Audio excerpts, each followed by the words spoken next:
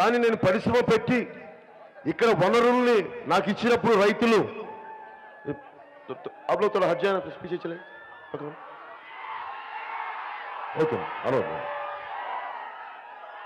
ఒక పారిశ్రామికవేత్త వచ్చి పరిశ్రమలు పెడుతున్నప్పుడు వారికి ఎవరికైనా ఉద్యోగాలు ఇవ్వాలని ఉంటుంది. కానీ స్థానికులకి ఉద్యోగాలు ఇవ్వకపోతే ఒక అశాంతి ఉంటుంది. నేను జనసేనకి ఇంతమంది యువత వస్తున్నారంటే అందరేమో అరవద్దమ్మా ప్లీజ్ బాబు తమ్ముడు మీరు నిజంగా నాకు మీరు అరిస్తే నాకు ఆనందం కలగదమ్మా. మీరు నాకు అరిస్తే ఆనందం కలగదు. నేను వచ్చింది మీ భవిష్యత్తు బాగుండాలని వచ్చాను. మీరు నన్ను కాదు, మీరు సినిమా పవర్ స్టార్ అనే పదం తీసేయండి, నేను లేను అక్కడ, నిజంగా లేను. నేను వచ్చింది సమస్యల మీద పోరాటం చేయడానికి వచ్చాను. ఇంకా మీరు ఆ పాత సినిమా వాసనే ఉంటే నేను లేను అక్కడ, మీరున్నారు. ఇంకా బయటికి రండి, సమాజ వికాసానికి రండి. నాకైనా సరదానా కోట్లు వదిలేసి రోడ్ల మీద తిరగడానికి?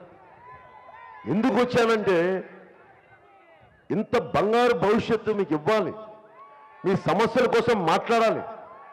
ఇప్పుడు స్థానికతకి ఉద్యోగం ఉండాలి, స్థానికులకి ఉద్యోగాలు ఉండాలంటే ఎవరు మాట్లాడాలి?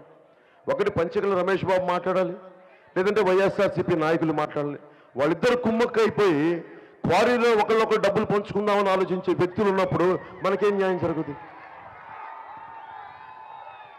అలాగే మన బ్రాండిక్స్లో మన ఆడపడుచులకి పనిచేసే ఆడపడుచులకి సరైన వేతనాలు రానప్పుడు దాని గురించి ఎవరు మాట్లాడాలి? ఎమ్మెల్యేలు మాట్లాడాలి. లేకపోతే ఎమ్మెల్యే పని చేయకపోతే, అధికార పార్టీ ఎమ్మెల్యే పని చేయకపోతే వైసీపీ ఎమ్మెల్యే పని చేయాలి.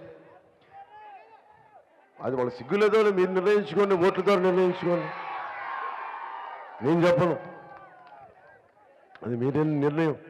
పోనీ ఎందుకు పోనీ తెలుగుదేశం ఎమ్మెల్యే పంచకల రమేష్ బాబు గారిని తెలిసిందే, ఆయన ఎదుగుదల తప్ప రాజకీయాల్ని ప్రజల ప్రయోజనాలకు వాడే వ్యక్తి కాదు. పోనీ వైసీపీ ఎమ్మెల్యే చేయాల్సిందేంటి? ఇతను చేసిన తప్పని రావాలి. అసలు వాళ్ళ నాయకుడికే అసెంబ్లీకి వెళ్ళడం, ఇంక ఈయనేం పని చేస్తాడు?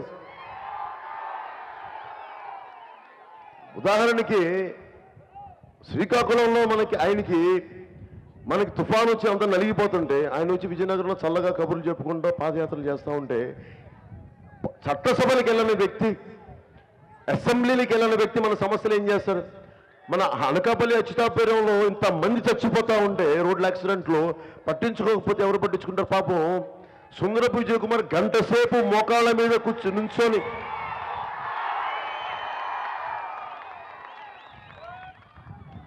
మీరు ఊహించుకోండి, పంచకల రమేష్ బాబు చేయగలరేమో అట్లా.